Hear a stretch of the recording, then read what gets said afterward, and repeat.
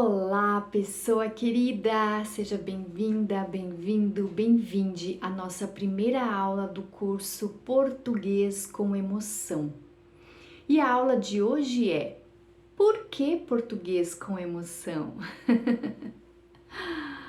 Bom, é muito importante a gente de fato entender quando eu trago essa palavra emoção, de onde ela vem, porque ela está aqui ocupando esse espaço. Se você já conhece o meu trabalho e a minha metodologia, ela é baseada na educação emocional e nas terapias holísticas. Por isso, eu trago um olhar de que sim, tudo está interligado, tudo faz parte do todo. Quando a gente pensa em estudar, a gente está estudando, mobilizando em nós emoções, consciente ou inconscientemente. Então, quando eu trago aqui português com emoção, certamente é para que você ative o seu olhar em relação às suas emoções, pensando no estudo da língua portuguesa. E o que acontece? Acontece que as emoções, elas estão envolvidas em todo o nosso processo de aprendizado, seja na escola ou fora da escola, porque todos os dias podemos aprender, concorda? Então, pode ser um aprendizado simples, como aprender a fazer um café, ou aprendizados complexos, como escrever uma tese de doutorado, por exemplo. Mas o que acontece é que, a partir das experiências que tive como professora e também como terapeuta holística, mas principalmente nesse caso como professora, as pessoas chegavam e diziam: eu odeio português, eu detesto português, eu não consigo aprender português. O que está por detrás desta frase, desta oração? Qual é o sentido de fato que estava colocado ali dentro daquele contexto? E eu percebi que isso tem muito a ver com duas questões. Primeiro, é porque a gente não consegue às vezes reconhecer as nossas emoções. E aí a gente fala odeio, detesto, a gente já coloca rótulos, né? E isso, por mais que a gente não tenha consciência, acaba sim bloqueando o nosso processo de aprendizado. Porque vários estudos demonstram que quando o nosso cérebro ele tem uma tendência a economizar energia. Então, quando a gente não está muito afim, não está muito interessado, a gente não presta atenção naquilo. Então, quando eu digo eu detesto português, eu odeio português, eu estou bloqueando qualquer tipo de relação que possa ter em relação à língua portuguesa. Mas o que de fato a pessoa quer dizer quando ela fala isso pode ter a ver, primeiro, com um tipo de ensino de língua portuguesa. E aí aqui eu entro sim na educação formal, na escola, porque na escola existe uma questão muito óbvia que, aliás, muitas coisas que eu vou falar aqui para vocês, elas são muito óbvias, mas eu vou trazer para a consciência para que vocês reflitam, ok? Primeiro ponto: todos nós, falantes que temos a língua portuguesa, português brasileiro, como língua materna, que é assim que se costuma chamar, inclusive é um conceito, né? A gente chega na escola dominando pelo menos uma variação linguística na nossa fala. Olha só, pontos importantes aqui: variação linguística e fala. Quando eu digo eu detesto português, é importante eu identificar que tipo de português é esse que eu detesto. No caso, a língua portuguesa, né? Qual língua eu estou falando aqui? Aquela que eu gosto ou que eu não gosto? Ou de repente alguém que me deu aula de língua portuguesa que foi decepcionante, uma pessoa que até pode ter me causado traumas, porque professores, sim, muitos professores podem causar traumas nos estudantes. Olhe com coragem e seja uma pessoa muito honesta na sua resposta. Porque de trás dessa emoção, quando você fala eu detesto, eu odeio, qual é a intensidade? Se é detestar, se é odiar mesmo? Qual é a relação? Se tem a ver com pessoa, se tem a ver com contexto, ou se tem a ver justamente com essa variação linguística que é ensinada na escola, que nós vamos falar aqui, que é a língua padrão, que é a variação culta, e aí você fica, eu não consigo entender essas regras, eu não sei o que isso significa. E você não está sozinha, não está sozinho nesse contexto, porque a maioria das pessoas realmente não consegue entender o abismo que existe entre a língua que eu falo e a língua que está lá na escola, que está nos livros, que está em todos os ambientes formais. É importante você respirar fundo, olhar para isso de um modo consciente. Nós vamos fazer um exercício sobre isso. E caso você sinta que pode ativar alguns gatilhos, você pode procurar ajuda, você pode vir falar comigo, ou você pode mesmo procurar ajuda de psicólogos. É importante você entender que você não está sozinha, não está sozinho. Quando nós carregamos uma dor em relação a algo, ela não é besteira. Às vezes a gente pode até pensar assim, ai, eu não vou dizer isso porque senão as pessoas vão rir de mim. E aí aqui a gente tem todo um contexto emocional que inclusive pode se tornar um bullying, não é verdade? Ah, aquela pessoa ela é burra, que é o que se diz ainda hoje, infelizmente. Então a gente vai taxando tudo isso e tudo isso tá ligado sim com as nossas emoções. Mas perceba, é muito importante você se compreender. Aqui tem a ver com os pilares da minha metodologia de estudar com emoção. O autoconhecimento, conhecimento das suas emoções, para você poder gerenciar as suas emoções e gerenciar a sua vida.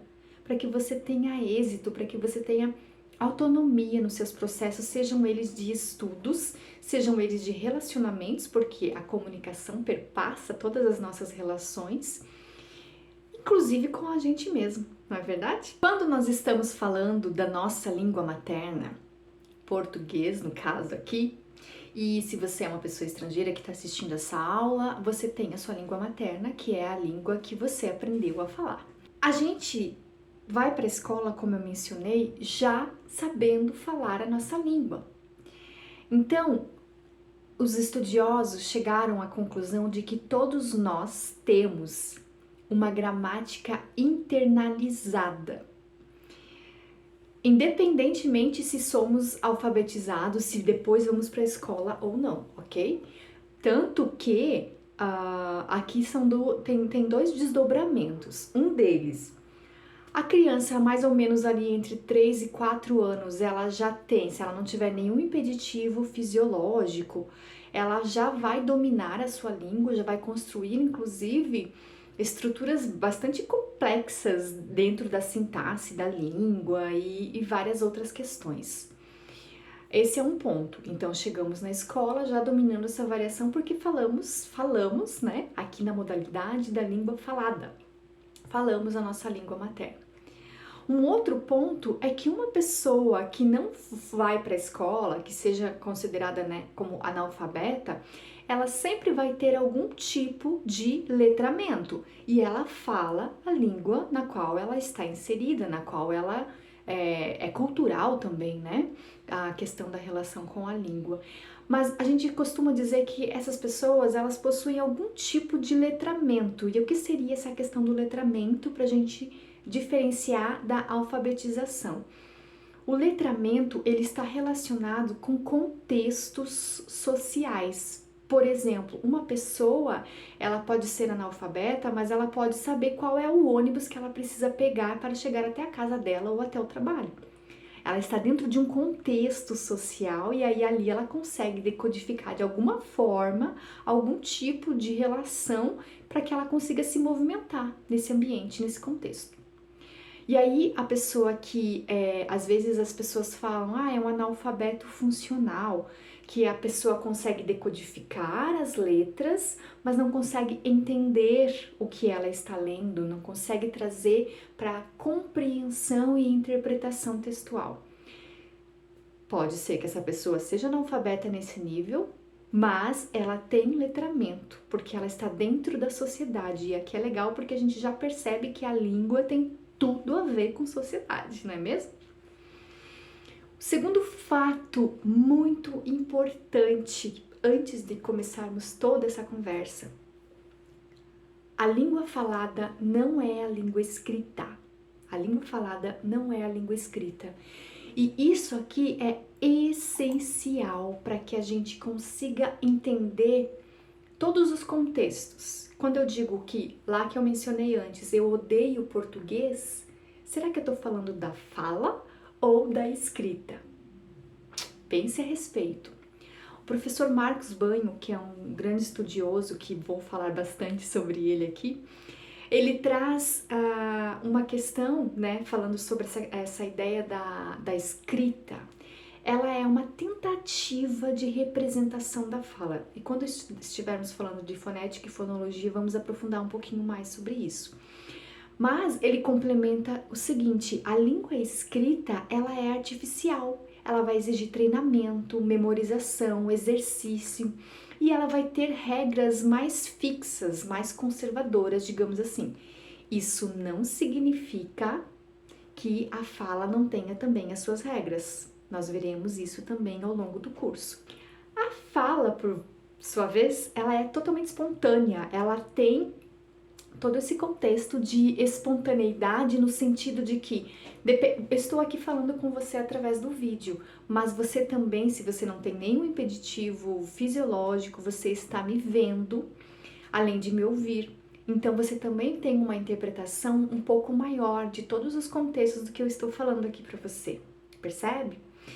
A fala, o contexto da linguagem começou com a fala. É tão óbvio, não é? A escrita, ela veio muito tempo depois. Só que hoje a gente inverteu essa lógica. A gente inconscientemente acha que a escrita é muito mais importante do que a fala. E não se trata de dizer qual é melhor ou pior, não. Se trata de a gente perceber de novo os contextos. Em determinados contextos, a escrita vai ser muito importante. Em outros contextos, a fala. E mais uma frase que é legal do professor Marcos Banho, ele fala assim: a língua voa e a mão arrasta, justamente para trazer essa comparação entre a nossa fala com a nossa escrita. É claro que a gente também não pode perder de vista a importância que a gente tem em relação à escrita. Vamos falar melhor sobre isso mais adiante, ok? O terceiro fato muito importante é que é o seguinte: você precisa sim saber utilizar uma linguagem da maneira apropriada para o contexto, porque isso vai ajudar demais na sua comunicação. Então, adquirir esse conhecimento vai te ajudar em vários momentos, inclusive para o teu autoconhecimento. Quando você começa a dominar a variação mais formal, você vai poder circular, talvez, mais confortavelmente em contextos sociais, como, por exemplo, uma entrevista de emprego, na comunicação no seu trabalho, na escrita acadêmica, seja na escola ou na universidade, em correspondências formais, comerciais, seja via oralidade, ainda também em contextos jurídicos. Como assim em contextos jurídicos? Ora, nós temos direitos e deveres de cidadão. Quando conhecemos as leis, conhecemos aquele ambiente, aquela linguagem, podemos exigir os nossos direitos e compreender os nossos deveres também. Eu não sei se você já parou, por exemplo, para ler a nossa Constituição Federal de 1988. Ali é uma lei que tem N questões que dizem respeito a nós. E aí, será que a gente consegue interpretar isso? Aquela escrita que está lá é uma escrita formal. Nós vamos falar sobre isso ao longo do nosso curso. Mas, para resumir de um modo geral, quando a gente pensa em português com emoção é justamente de a gente olhar para quais emoções a gente ativa quando a gente pensa na fala, quando a gente pensa na escrita. E toda aula que eu trouxer aqui para você é um convite para que você respire fundo e se conecte. Eu tô sentindo irritação, eu não tô gostando dessa leitura que eu tô fazendo ou dessa aula que eu estou assistindo. Por quê? Porque quando a gente se coloca como o nosso próprio laboratório de experimentação, a gente começa a estudar a nós mesmos com emoção, a gente começa a aprender e encontrar respostas que talvez a gente não fazia ideia a respeito de nós mesmos ou a respeito de todo o conhecimento que existe. A ideia do português com emoção nada mais é do que esse convite para a gente desconstruir aquela ideia de que eu odeio português de um modo geral, para trazer para o particular. Talvez eu odeie uma partezinha em relação ao ensino da língua portuguesa, talvez eu tenha me traumatizado em relação a isso, mas eu posso mudar, ressignificar essa experiência. E é por isso que você está aqui comigo. Te encontro no próximo vídeo para explicar como será o seu exercício de autoconexão.